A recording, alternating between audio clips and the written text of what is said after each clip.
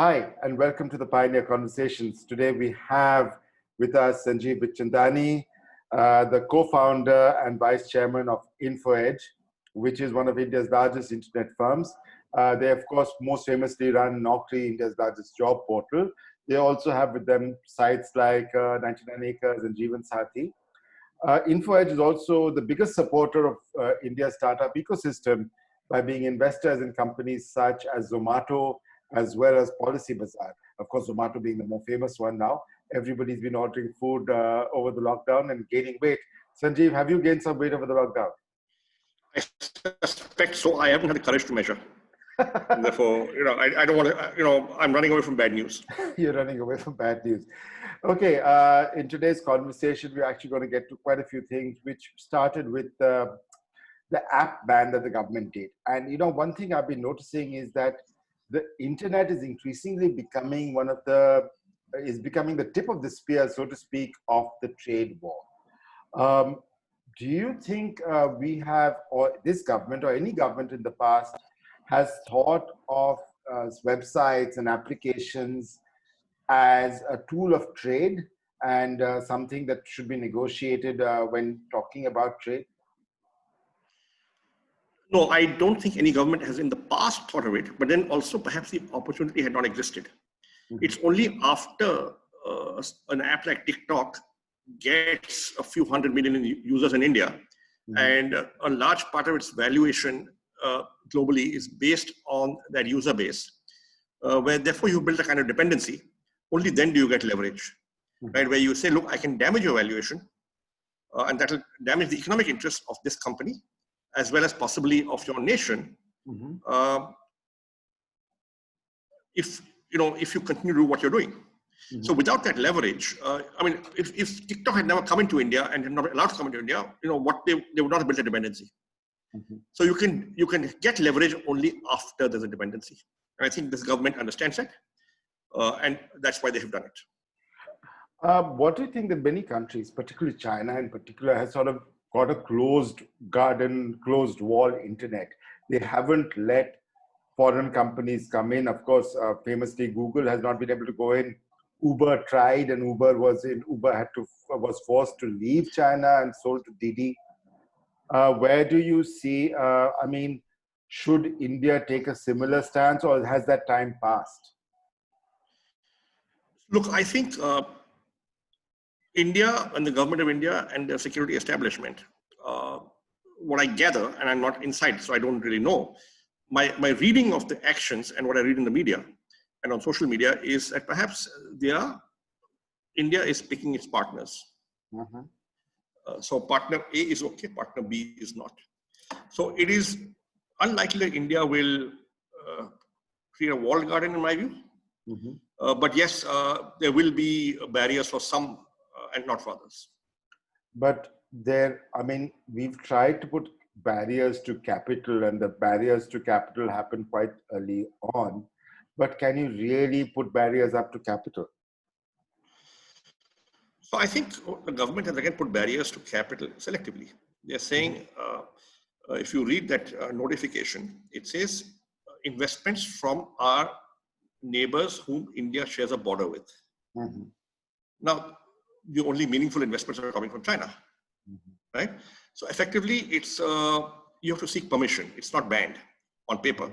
But I suspect that given what the situation is at the border, these permissions will not be easily forthcoming.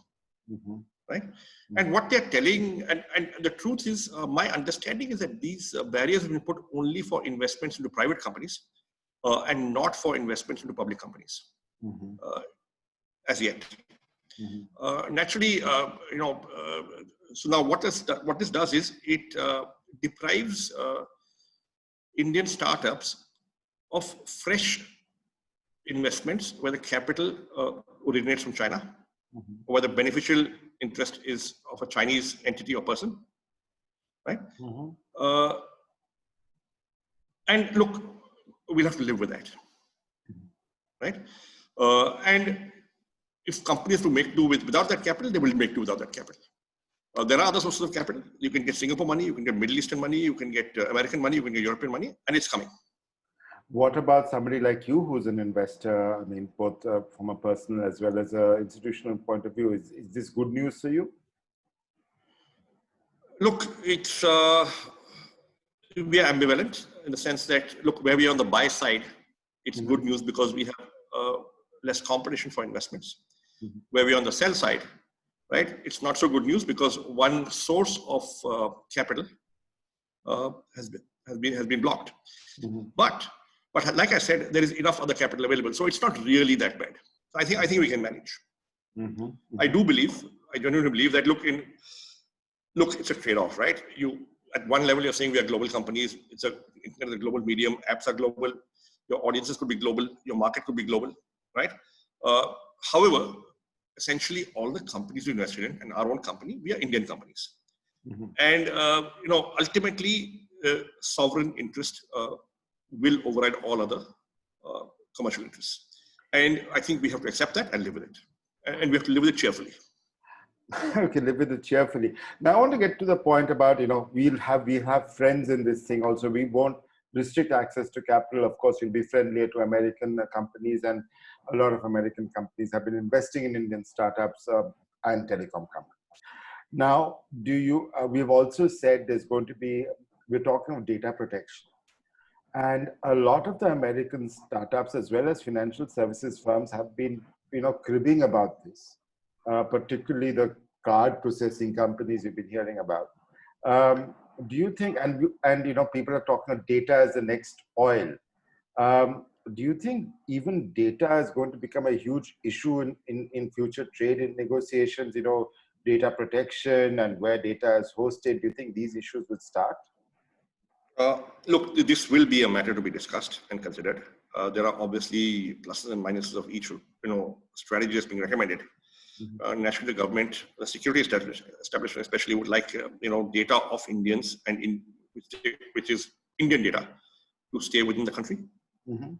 Now, having said that, if there is a reciprocity by other countries, then I think the Indian IT services industry, from which we had a lot of foreign exchange and a lot of employment, both overseas and in India, a lot of local economies in urban centers like Bangalore and Hyderabad and Noida and Gurgaon and Pune and other cities depend on that industry. I think some of that may then have to figure out how they're going to work, how they're going to get business, because then if they can't get American data to India, then they'll figure out how to work. Okay, I'm sure there are solutions. So there are pluses and minuses, and I think the jury is out on what the appropriate strategy here should be. Okay. In some places it'll work for us. In some places it may work against us. But again, the government has to take a stand and a viewpoint, taking all things into account. Have you been talking to the government yourself personally? Have they asked you anything?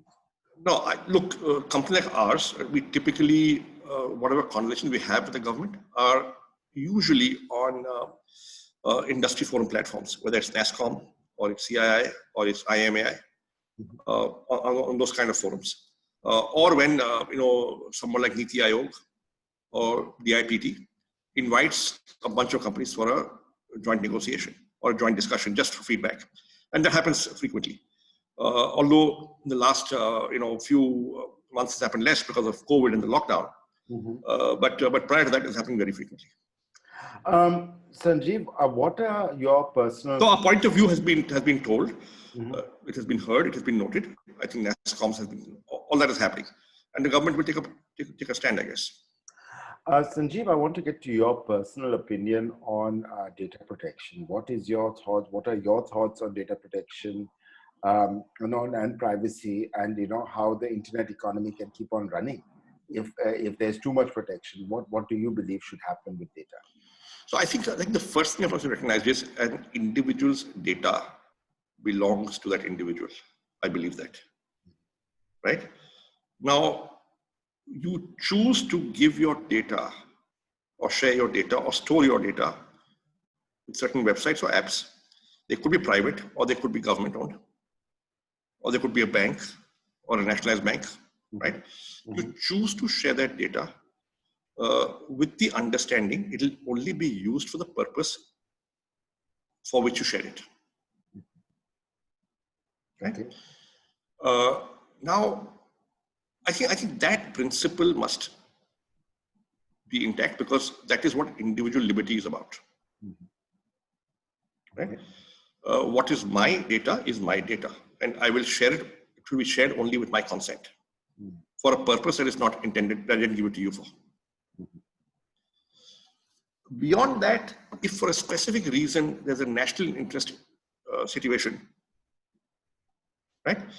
So, for example, if somebody is active on a particular website and you get a request from the competent authority who's authorized to make that request, that look, we suspect this person is indulging, is a terrorist, and the terrorists are communicating on your platform under the garb of doing something else. I do believe they have the right to ask you for that data. Right? So there have to be processes and checks and balances. Powers defined, purposes defined. And look, we all have to live and exist in this ecosystem. Okay, doing what is right for the individual, doing what is right for law enforcement, doing what is right for the company, right? And figure it out. Now, of course, that becomes a challenge when you have borders are not clearly defined on the internet. I could be using an American or some other website from some other country, and of course, those guys may not have the same set of rules. So, how do governments deal with this transnational issue over here? I mean, how do I get data? Somebody's using a VPN. I don't even know he's using that site. So, what happens over here? I mean, so obviously, you have to know specifically that there's a particular person of interest who is using this such and such platform. The second thing is that, look, the truth is, if that platform has got no contact with India and they're not doing business here, you probably don't have leverage, right? You may then have to go through the government where it operates. Say, help us here. But if somebody is doing business here, somebody's got users from here, somebody for whom India is important, right? You will have leverage, right? And then it's a matter of sitting down with them and agreeing on rules. And if you look at companies such as Google or Facebook or Microsoft or Yahoo, all of whom have got a significant number of users from India, Twitter, right? They all have engaged with this government and past governments, for the last 10, 15, 20 years to deal with this issue. And they have come to some sort of understanding that, look, if there's a court order, we'll do it. Or if such and such request comes, or you highlight it to us that, look, this thing is inappropriate, this is wrong, we will review it and take action. But their stand always has been that, look, we also have to abide by US laws because we are incorporated there. And therefore, we have to find a middle ground. But if the constructive engagement can happen, the problems can be solved. And of course, one of those problems is around freedom of speech. Of course, we do not have such a sweeping law like the Americans' First Amendment, which gives them immense amounts of freedom of speech. Over here, we have some pretty restrictive sections of where we cannot, Well, no, I think we have freedom of speech, but there's also a law of sedition. We have freedom of speech, but there's also a law, so there's some sort of trade-off. Okay, but the fundamental point is that, look, if there is public consensus that a national security issue will trump freedom of speech, and there seems to be, by and large, a public consensus on that in India, then the government will go that way. Sanjeev, it's been a very tough 5 months for almost everybody, including yourself, I'm sure, being stuck at home.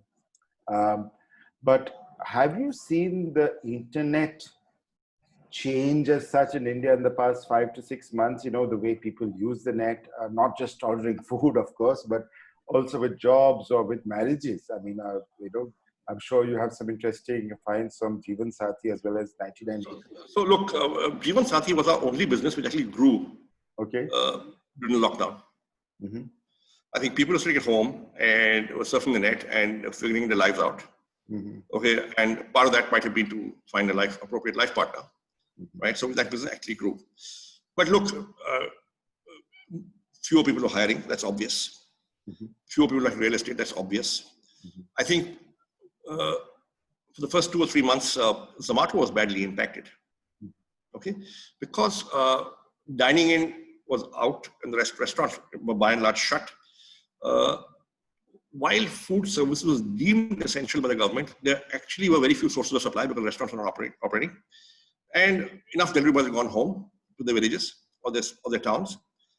Enough customers had gone to the hometowns because you see this issue of migrant workers is not just blue collar; it is also white collar. The people come to the big urban centers from smaller cities and towns to work, and enough of them went back. So people come to Delhi from Bareilly, from Lucknow, from Allahabad, from Kanpur, from Gorakhpur, from Aligarh. They come from all over the place, right? Many of them went back and to be at home with their families during the lockdown. So enough business was disrupted, but it's all coming back now. And we hope the next 2-3 months will be better. But we'll know by September end whether this hope is valid or not. I think Zomato is already bouncing back. I think PolicyBazaar saw a steep decline in the bank, in the PaisaBazaar business, in the non-insurance business, but the PolicyBazaar business, which is the insurance business, actually grew. Because health insurance became important. Yeah, that obviously became very important. Okay, so it's a mixed bag, and it's coming back hopefully pretty soon. And what advice would you give to startup entrepreneurs who have suffered in the last 5 months? Do you also see that because of the economic situation, there might be fewer startups going forward? How do you see the startup environment evolving? So look, the advice I'd give to young startups is be as good to your people as possible. So I know if you don't have the money and you can't make payroll, you will have to let go of people. And that's acceptable. Do it as humanly as possible, do it as nicely as possible. But if you can get by for the next 6-7 months without letting go of people, try not to do it. We have advised all our startups who want to conserve cash, why don't you talk to your employees and say, can I substitute 30-40% of your salary with ESOP? And we are prepared that the company dilutes more for ESOP to make this. And we will also dilute as investors, not a problem, right? So I think it's about relationships, people doing the best you can. We ourselves have not let go of anybody. We have not reduced salaries. We have put increments and bonuses on hold, but we have not let go of anybody and we're still working from home in all our locations, right? We fortunately have got enough cash to be able to do that. There are others who are not so fortunate, right? But to all the people, all the startups, the young startups who have a problem, I'd say hang on in there.